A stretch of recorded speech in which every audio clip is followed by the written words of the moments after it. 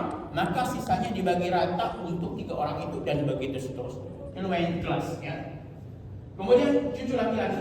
Ingat, di sini hanya cucu laki-laki dari jalur anak laki-laki. Sedangkan misal di sini dari mayit ada anak perempuan. Anak perempuan. Kemudian di sini cucu laki-laki. Cucu laki-laki, ya. Masih cucu laki-laki. Ini tidak dapat sama sekali. Walaupun dalam kajian fikih waris bisa satu kondisi cucu laki-laki dari jalur anak perempuan itu bisa dapat dalam bab namanya Zaul Arham, yang akan mungkin masih lama akan kita masuk ke situ karena agak jauh. Dan ini pun Zaul Arham ini diperselisihkan para ulama tentang keabsahannya, ya. Jadi kita menganggap ini tidak dapat dulu. Kita masuk ke sini dulu. Cucu laki-laki dari jalur anak laki-laki termasuk ahli waris mendapatkan warisan. Bagaimana ketentuannya? Ketentuannya dia sama dengan anak laki-laki. Dia hanya menjadi mu'assib yang mendapatkan sisa.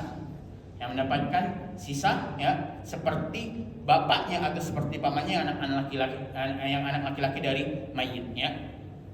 Tapi perlu dipahami bahwasanya cucu laki-laki ini itu bisa dapat bisa tidak. Bisa dapat ketika anak laki-laki tidak hadir. Tidak hadir dalam artian di sini adalah sudah meninggal dunia dulu daripada mayit, ya. Oke, bisa dipahami? Tapi kalau misal anak laki-laki masih ada ketika mayit ini meninggal dunia, maka ini terhalang. Dia mahju, dihalangi 100% oleh anak laki-laki ini. Walaupun anak laki-laki itu bukan ayah kandungnya sendiri. Ya. Semisal mayit si perempuan meninggal tadi meninggal punya 3 anak laki-laki. Ya. Anak laki-laki pertama meninggal dunia, meninggalkan cucu laki-laki 1 orang. Anak laki-laki kedua, ya, meninggal dunia juga. Maksudnya duluan meninggal dunia, meninggalkan cucu laki-laki juga, ya. Kemudian anak yang ketiga masih hidup dan dia punya anak laki-laki juga. Maka cucu laki-laki dari jalur anak pertama dan kedua itu terhalang sama sekali. Kenapa? Karena adanya masih hidup tadi anak laki-laki. Mereka terhalang. Jadi persyaratannya cucu laki-laki itu bisa dapat dengan syarat ketika anak laki-laki tidak ada, artinya sudah meninggal dunia. Ke bawah kayak mana? Ya, berlaku. Cucu laki-laki ini kosong. Ya, ini cicit kan jadinya, cicit laki-laki. Cicit laki-laki itu bisa dapat kalau ini kosong, ini kosong. Ya. Ke bawahnya lagi, ya. Kita ke atas. Kalau itu kosong baru bisa dia dapat. Ya. Tapi kalau ya makanya ada istilah kaya 7 turunan, ya. Karena itu ya dia bisa dapat warisan ke bawah, ya. Karena ini dikatakan adalah ahli waris cabang. Ahli waris cabang yang turun ke bawah. Sedangkan ayah kakek ke atas itu ahli waris asal, ahli waris asli yang mereka ke atas. Baik, ya.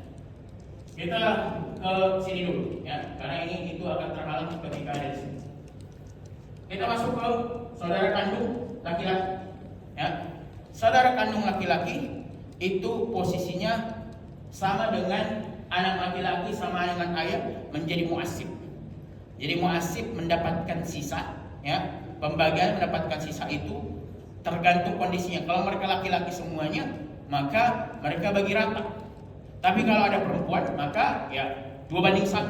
Laki-laki dapat 2 bagian, perempuan dapat 1 bagian. Kalau ini misal ada saudara laki-laki kandung plus ada juga saudari perempuan kandung, ya. Oke, tapi saudara laki-laki kandung ini sampai ke sini, ya, Bapak Ibu sekalian. Ini bisa dapat dengan syarat mayit tidak punya ayah dan tidak punya anak laki-laki serta tidak punya cucu laki-laki. Jadi itu yang lebih duluan, atas dulu sama ke bawah, ya. Samping itu urusan belakangan. Kalau misal kita cek di bawah, ya, jadi prioritasnya bawah dulu, ya. Prioritas bawah dulu, oke. Kalau misal prioritas di bawah ini ada anak laki-laki atau cucu laki-laki dari jalan laki-laki, maka yang ini gak dapat sama sekali. Ternyata ketika kita cek ini terus ke bawah sampai 7 turunan gak ada juga. Nah, maka kita lihat ke atas, ternyata ada ayah, maka ini gak dapat juga. Ayah kosong, ada kakek, jadi sahih, ya. kakek yang sah mendapatkan warisan, maka nggak dapat juga. Oke? Kalau misal ternyata kakek bapaknya ayah ini nggak ada, kita cek ke atas, buyut-buyutnya, yang jalur arahnya itu ada nggak? Kalau ada, masih ada, walaupun sudah pikun, udah tua rentah banget, itu tetap menjadi hak waris dia. Tapi mengelolanya siapa? Ya, nanti dikasih hak orang yang mengelolanya, biar bukan dia mengelolanya. Kenapa? Karena orang pikun atau orang udah kekurangan akal itu tidak bisa mengelola hartanya sendiri. Karena itu ahliyah tasarrufnya dalam istilah fikihnya itu, fikih muamalatnya sudah tidak ada kecakapan untuk mengatur harta itu sendiri, sudah tidak ada. Disebabkan tua rentahnya ini. Oke? Jadi jika yang atas itu kosong, yang bawah kosong, maka di sini mereka masuk. Ya. Saudara kandung laki-laki ini bagiannya dia hanya mendapatkan muasib sisa. Posisinya sama dengan anak laki-laki atau cucu laki-laki. Oke? Ya. Kemudian saudara kandung laki-laki seayah ini lebih kompleks lagi, Bapak Ibu sekalian. Kapan dia bisa dapat, kapan tidak? Dia bisa dapat, pertama bisa dapat harus terpenuhi syarat. Pertama, tidak ada ayat ke atas, ya, jalur asal ke atas. Oke. Kemudian tidak ada anak ke bawah, anak laki-laki, ya.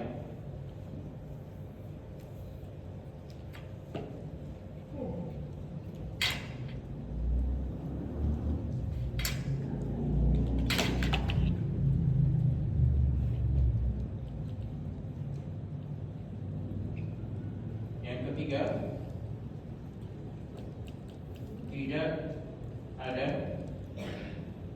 saudara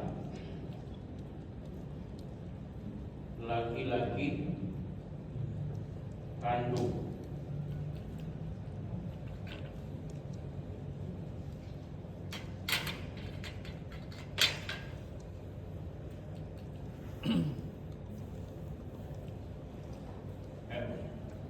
Yang pertama, tidak ada ayat ke atas, jelas, mafhum, bisa dipahami, itu jelas. Kalau tidak ada anak laki-laki ke bawah, jelas juga. Lalu bagaimana kalau misal ternyata mayat punya anak perempuan?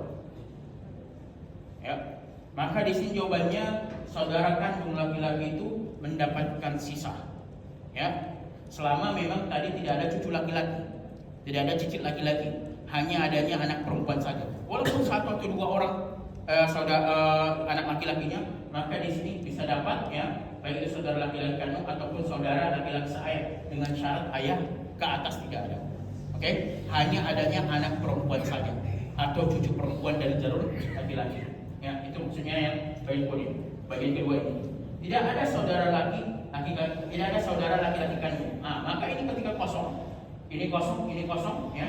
Kemudian ini kosong juga, yang ini kosong. Maka di sini masuk, dia mendapatkan muasib, mendapatkan sisa, ya, menggantikan posisi yang ini serta menggantikan posisi yang ini dan menggantikan posisi yang di atas. Tapi ketika ini ada, ya, maka ini nggak bisa dapat sama sekali. Ya, pertanyaannya, kalau misal di sini saudari perempuan kandung, bukan saudara laki-laki kandung. Saudara laki-laki kandung ini sudah meninggal duluan, ya. Yang ini nggak ada, yang ini nggak ada. Adanya saudari perempuan kandung saja. Maka bagaimana? Maka ini masuk menjadi taksib berbarengan, menjadi mendapatkan sisa berbarengan saudari perempuan kandung tadi. Pembagiannya berbanding 1. Oke? Baik. Lalu terakhir di sini adalah saudara laki-laki seibu. Saudara laki-laki seibu ini itu persyaratannya agak kompleks juga. Ini udah catat Bapak semua. Oke. Saya hapus ya.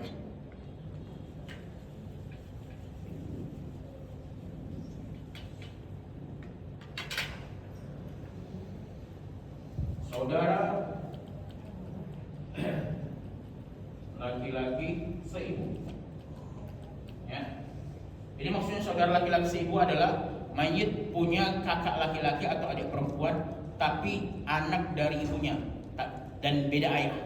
Kalau seayah tadi ayahnya sama, ibunya beda, ya. Kalau kandung ayah dan ibunya sama. Oke. Saudara laki-laki seibu. Ini persyaratannya bisa dapat dengan syarat ya. Satu, tidak ada ayah ke atas. Oke. Tidak ada ayah ke atas. Kemudian yang kedua, tidak ada anak ke bawah.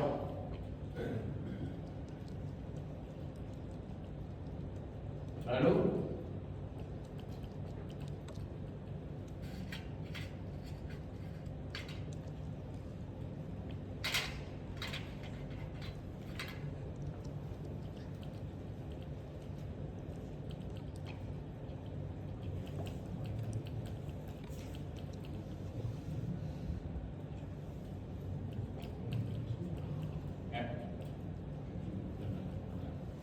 yang pertama, tidak ada ayah ke atas, ya, ini jelas. Tidak ada anak ke bawah. Ini baik anak perempuan atau anak laki-laki, ya, maka bisa dia dapat. Tapi kalau ada saja satu orang anak perempuan, maka saudara laki-laki seibu ini nggak dapat sama sekali. Persyaratannya harus tidak punya anak dan tidak punya cucu, tidak punya cicit, ya. Kemudian tidak ada anak laki-laki, tidak ada anak laki-laki kandung, baik seayah atau seibu. Ya. Jadi ini kosong ya, maka dia bisa dapat. Bagiannya berapa? Bagiannya adalah dapat 1/6 kalau satu orang. Kalau satu orang, ya. Semisal saudara laki-laki kandung ini ada satu orang, ya, dia masih hidup satu orang, maka dia dapat 1/6. Kalau misal dia lebih dari satu orang, 2 orang saudara laki-laki kandung ini, maka mereka dapat 1/3 dan mereka berserikat sepertiga itu. Lebih 3, 4, 5, 6 saudara laki-laki kandung ini, maka mereka tetap berserikat dari 1/3 tadi. Baik. Oke. Lalu kita masuk ke keponakan laki-laki. Keponakan laki-laki ini tetap menjadi muasib yang mendapatkan sisa, ya. Kemudian keponakan, baik itu keponakan laki-laki dari anak kandung ataupun dari jalur anak saudara laki-laki seayah, ya.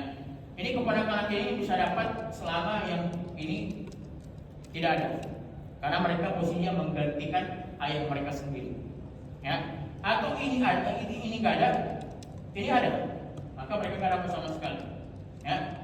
Atau ini nggak ada, ini nggak ada, ini ada, maka mereka nggak dapat sama sekali. Nah. Lalu kita masuk ke paman kandung, ya. Paman kandung ini bab paling akhir dalam laki-laki, ahli waris laki-laki yang akan mendapatkan sisa, ya. Jadi didahulukan di sini dulu. Kalau ini kosong, yang ini kosong, baru kita masuk bab kemarin, ya. Karena hari harta warisan itu harus dibagikan sampai habis, ya. Nggak boleh disisakan, sebab pasti ada yang akan dapatkan haknya semuanya, ya. Kalau ini kosong, maka kita lihat ke atas. Ternyata kosong, kita lihat ke samping, ya. Ternyata di samping kosong, baru kita lihat ke atas samping, ya. Pertama, paman kandung maksudnya adalah paman dari ayah kita, baik itu adik laki-laki ayah kita atau abang kakak laki-laki ayah kita, yang mereka berdua bersaudara itu seayah dan seibu. Oke? Sedangkan paman seayah itu adalah adik dari ayah kita, dari ayah mayit sendiri, ya.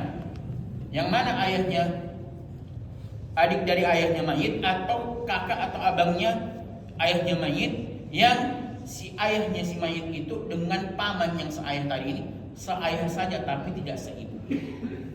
Lalu bagaimana kalau misalnya seibu tidak dianggap sama sekali, ya, tidak masuk ahli waris. Kemudian juga paman yang jalur ibu tidak termasuk ahli waris. Mungkin kita berpikir, ya, kenapa kayak dominan ahli warisnya ini yang cabang, samping, atas atau atas samping laki-laki, yang jalur ayah semua. Jalur ibu seakan-akan kayak dikerdilkan. Ya. Inilah sebetulnya bukan dikerdilkan, ya, bukan dikerdilkan. Tapi Allah SWT mengatur demikian sebab tanggung jawab nafkah itu ada di pundak laki-laki. Itu pertama, ya. Oke. Sebab kalau perempuan, ya mereka dinafkahi, ya mereka dinafkahi dan mereka akan dapat harta warisan dari suaminya sendiri atau dari jalur yang dia laki-laki juga. Sebab itu, ya karena Allah mengutamakan laki-laki dalam artian ini sebab ada tanggung jawab nafkah kepada mereka. Sedangkan perempuan kalau mereka dapat warisan, berapa banyak pun, berapa dikit pun, itu punya dia, 100% punya dia. Tidak bisa diganggu gugat anaknya, tidak bisa diganggu gugat saudaranya, tidak bisa diganggu gugat ayahnya, tidak bisa diganggu gugat oleh suaminya atau siapapun. Tidak bisa mengganggu gugat. Itu menjadi hak dia. Tapi kalau laki-laki masuk ke rekening dia, tapi berjalan-berjalan masuk ke kantong anaknya, kantong ibunya, kantong ayah itu mana-mana. Karena dia punya tanggung jawab nafkah, ya. Yang dinafkahi bukan anak istri doang, ayahnya juga dinafkahi sama dia ketika memang ayah sudah tidak mampu bekerja. Ibunya juga dinafkahi oleh dia ketika ibunya memang tidak mampu untuk mencukupi dirinya. Saudara laki-laki dan perempuannya yang tidak mampu mencukupi dia pun menjadi tanggung jawab dia ketika dia mampu menafkahi. Ya itu beratnya posisi laki-laki, maka Allah memperhatikan lebih ke situ kompleksnya, lebih ke situ tanggung jawabnya. Baik, ya paman kandung ini bisa dapat ketika yang ke bawah ini kosong, yang ke atas kosong, ya, oke, yang ke kiri ini kosong. Ada yang cuma ini, ya, ada yang cuma ini suami, maka ini tetap dapat. Atau adanya suami nggak ada, adanya anak perempuan, ya, maka yang tetap dapat sisa, ya. Gitu juga paman saya ini bisa dapat, ya, kalau bisa mayit hanya meninggalkan suami plus anak perempuan, atau suami doang, atau anak perempuan saja, atau cucu perempuan saja, atau cicit perempuan saja. Yang kiri ini tidak ada, yang atas tidak ada, bawah nggak ada anak laki-lakinya, ya, maka bisa dapat. Baik, ya. Sedangkan anak paman laki-laki ini dari paman kandung bisa dapat ketika ini kosong dan orang yang menghalanginya, ya. Begitu juga ini anak paman laki-laki yang ini, ya. Ini bisa dapat ketika ini kosong, dan ini kosong, ya, dan lainnya kosong. Oke. Ketika ini ada, maka dia tidak dapat, ya. Bagiannya bagaimana? Bagiannya mendapatkan sisa, ya. Lalu bagaimana anak paman perempuan nggak dapat sama sekali? Ya, begitu juga di sini keponakan perempuan itu nggak dapat sama sekali. Yang hanya dipandang adalah anak laki-laki, ya, dari jalur paman kandung atau paman saya. Begitu juga anak laki-laki, keponakan laki-laki dari jalur saudara laki-laki kandung atau saudara laki-laki saya. Cukup jelas, Bapak Ibu sekalian? Insya Allah bingung. Ini berarti kalau sudah ke bawah ada laki-laki itu, ya, semuanya gugur dong. Yang ini? Ya, mayitnya mayit laki-laki punya anak laki-laki. Ya, betul. Anak kiri semua gugur ya. Kalau yang ayah, ya, ke atas ini masih dapat. Oh, masih dapat. Yang gugur itu yang hanya yang ini sama yang ini. Apa tuh? Ini mayitnya perempuan. Ini mayit perempuan. Ya. Ini mayitnya perempuan, bukan laki-laki. Tapi bisa jadi bayinya laki-laki juga, dia yang punya anak laki-laki, tapi suami kita tiadakan jadinya. Ya, karena nggak mungkin main laki-laki punya suami juga. Tapi kalau anak laki-laki kan lebih besar ya daripada ibu. Kenapa? Kalau mayatnya laki-laki, ya, punya anak laki-laki itu bagian istrinya lebih kecil daripada anak laki-lakinya. Bagian istrinya ini, sini. Kalau misalnya laki-laki, ini istri, ya. Kalau dia ada anak laki-laki, punya anak laki-laki, maka dia dapat 1/8. Mau itu anak laki-laki atau perempuan, tetap si istri itu dapat 1/8. Kalau misal tidak ada anak, baik itu anak laki-laki atau anak perempuan, maka si istri itu dapat 1/4. Gitu. Bagiannya kan setengah, 1/4, lainnya 1/6. Itu kan kalau dijumlah-jumlah kan baru 3. Jadi ya, kalau asal disebut itu tiga. Ada 1/2, kemudian ada 1/3, 1/4, 1/6, terakhir 1/8. Ya. Dan ini bisa ditingkatkan lagi, ya, menjadi 2/3, ya. Ini jadi 2/3. Oke, ya. Sampai sini aja 2/3, ya. Kemudian, ya, ini sampai sini. Jadi inilah pembagian atau mendapatkan pecahan pembagian ahli waris. Dan ini ada masing-masing apanya, siapa aja yang dapat 1/2, seperti yang sebelumnya itu akan kita bahas insya Allah bertahap, ya. 1/2 tadi kita sudah masuk ke suami, ya. Oke. Oke. Nanti seperti yang lain dapat kemana? Ini akan dapat ke anak perempuan. Tadi udah saya singgung ya. Atau cucu perempuan ya. Atau seperti ini juga dapat ke siapa? Ke jalur-jalur yang lain yang akan kita bahas insyaallah jika ada waktu insyaallah di pertemuan selanjutnya. Insyaallah. Baik. Ya, Silakan Pak. Usia itu yang ditanyakan tadi. Apa? Ini kan posisi mainnya kebetulan yang terjadi di ya anggap kasus lah gitu ya. Itu laki-laki meninggal. Ya. Nah itu dibaginya itu langsung dibagi apa nunggu si istrinya meninggal dulu? Karena kan dibikin semua sama istrinya. Posisi saat ini sebagian besar begitu kan. Ya. Dengan dalih, nah ini kan bapak kan mama yang ngurus. Kalau kalian yang merupakan hartanya bapak selagi ada mama yang masih hidup. Nah begitu dah bahasanya mereka itu. Nah itu nunggu mati dua-duanya baru dibagi gitu kan. Inilah yang dia itu pemahaman yang salah, yang keliru, bahkan bisa mendatangkan kezaliman kepada anak-anaknya sendiri ya.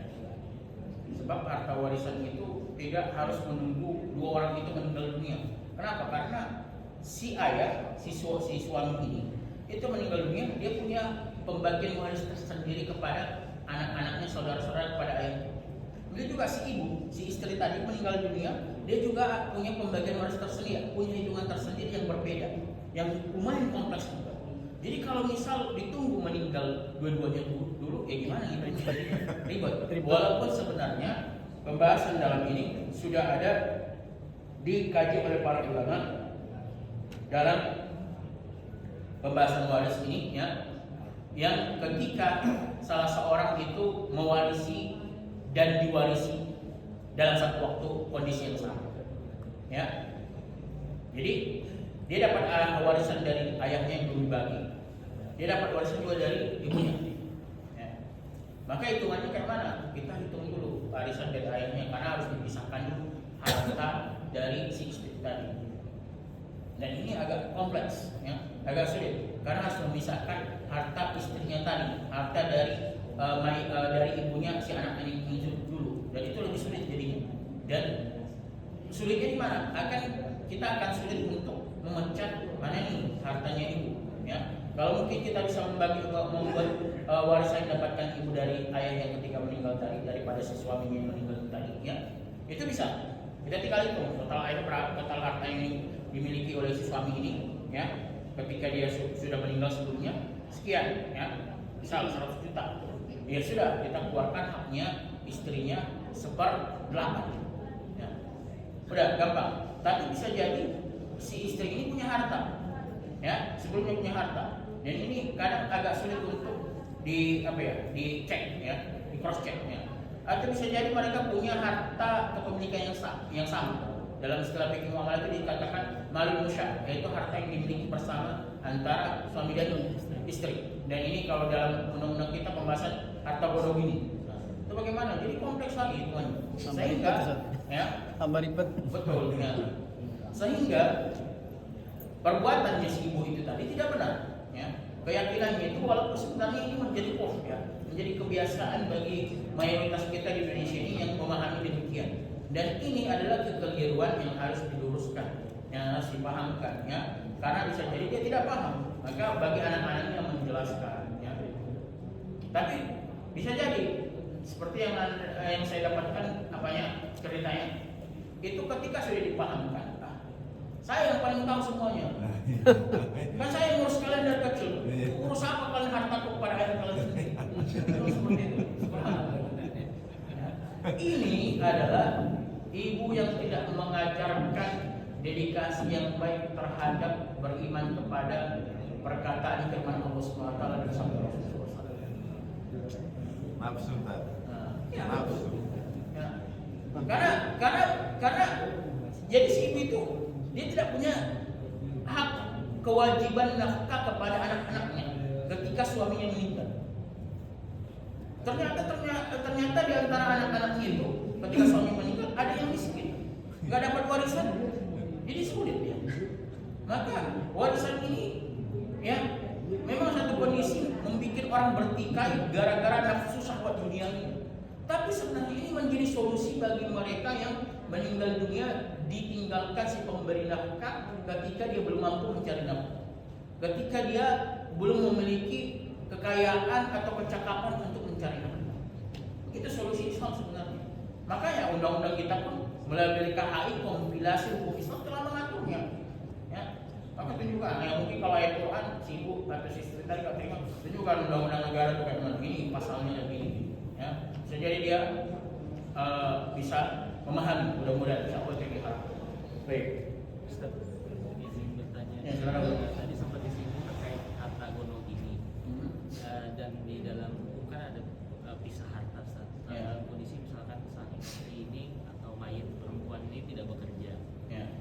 Kemudian hartanya tadi bercampur. Nah, Ya. bagi kita ini seorang suami, bagaimana cara kita untuk menghindari tersebut? Apakah memang untuk memberikan nafkah ini kita pisahkan antara kebutuhan harian, kemudian kita berikan harta yang khusus memang harta si istri, atau memang baiknya kita jadikan satu, apabila sisa nanti menjadi hak miliknya dia, atau seperti apa Ustaz?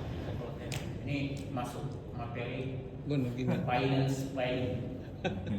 Ya, finance planning yang dulu di kampus di Malaysia saya pelajari kurang lebih 3 SKS. Ya. Oke. Baik. Jadi itu finance planning, dia memanage keuangannya. Ya. Kalau memang dia punya harta lebih daripada kecukupan yang dibutuhkan untuk nafkah sehari-hari, maka disisahkan, ditabungkan, ya. Kalau dia ingin memberikan hadiah kepada istrinya, ya, untuk nanti bisa ada tabungan istrinya ketika dia meninggal dunia, itu baik.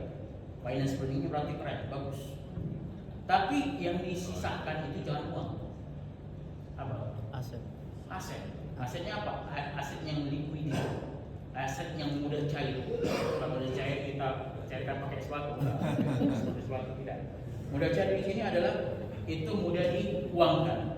Salah satunya apa? Emas, perak, gitu kan. Nah, kemudian apa namanya? Deposito kali. Deposito, itu tergantung depositonya yang mana Pak, ya. Ada karena deposito pun sampai hari ini itu masih khilaf di kalangan ulama termasuk Indonesia karena penerapannya masih ada tertentu ya. Atau bisa pakai saham, ya, saham syariah, ya, itu yang lebih menjanjikan, ya.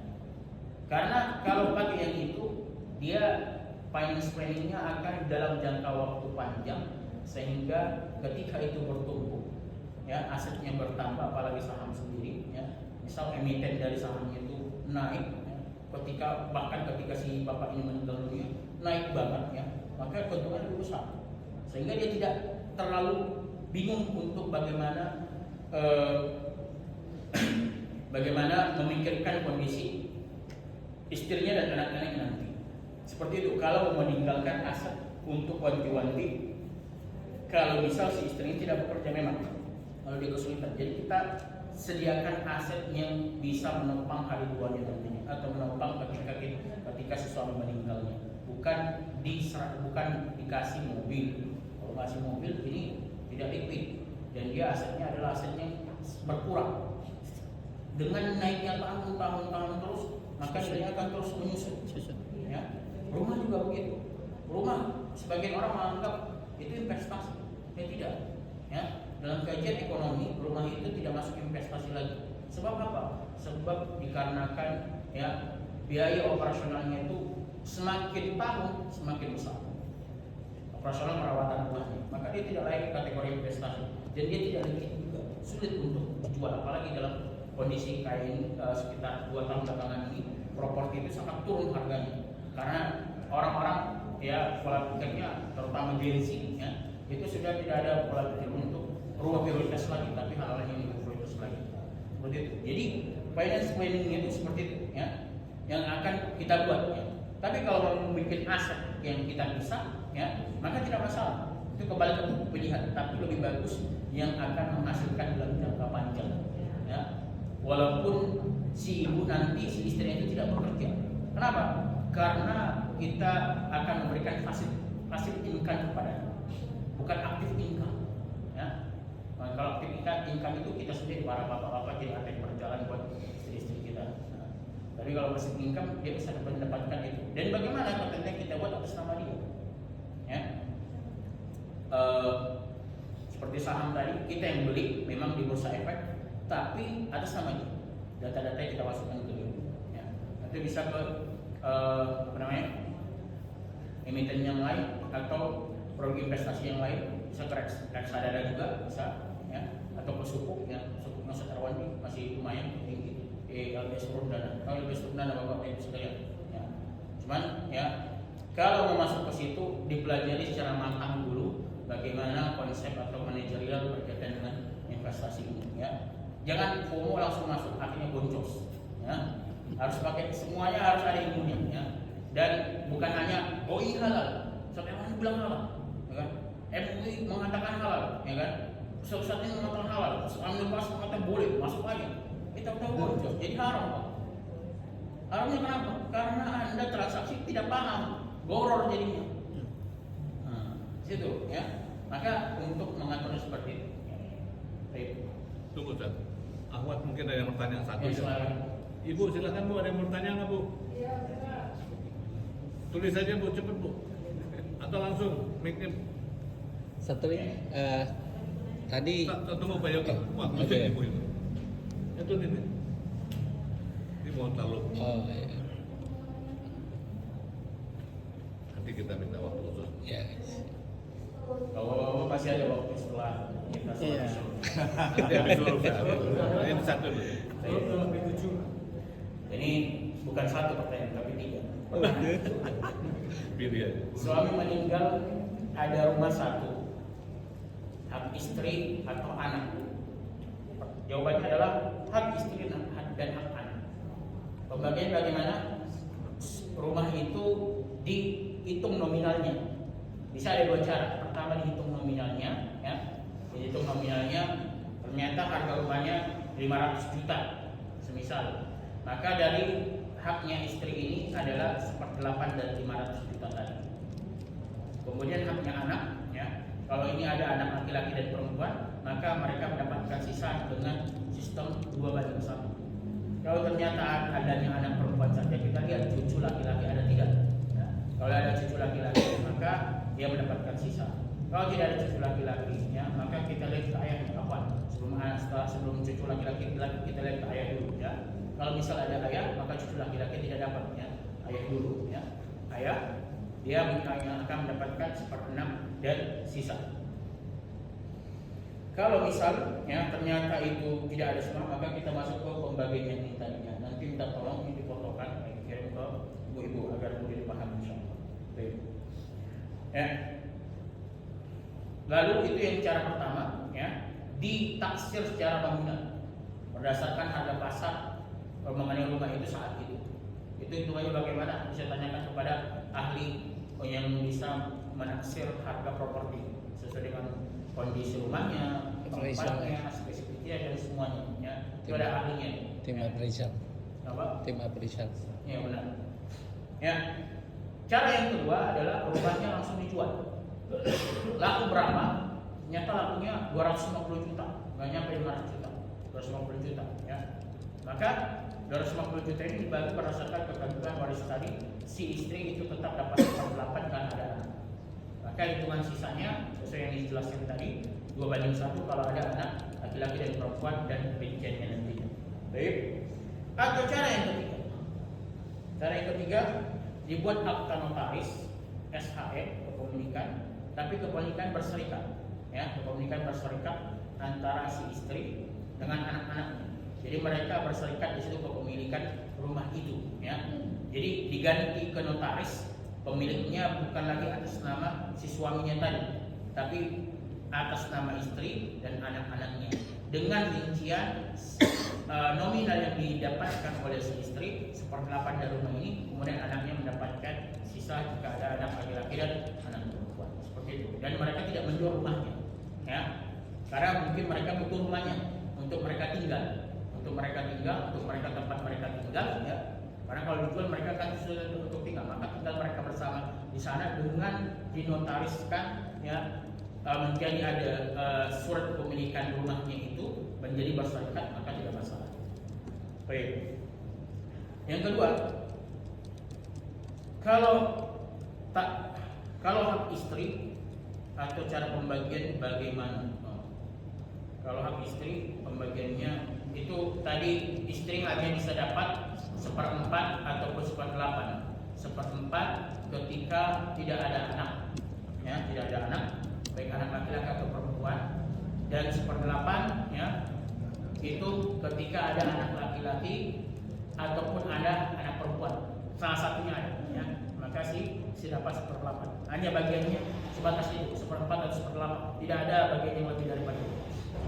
Kemudian yang ketiga, bolehkah dibagi terserah istri untuk anak-anak? Itu yang terakhir. Oke, untuk istri.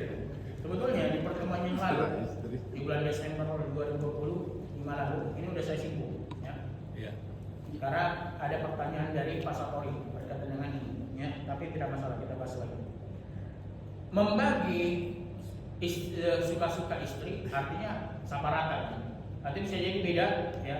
Si A lebih banyak padahal sebetulnya secara bagian waris dia lebih sedikit. Karena si ibu melihat, si istri ini melihat dia lebih membutuhkan, bisa jadi tergantung masalahnya, ya. Maka ini, ya, ini bisa terlaksana dengan 3 syarat. Yang pertama adalah ada at-taradi, ada saling meridho di antara ahli waris, ya.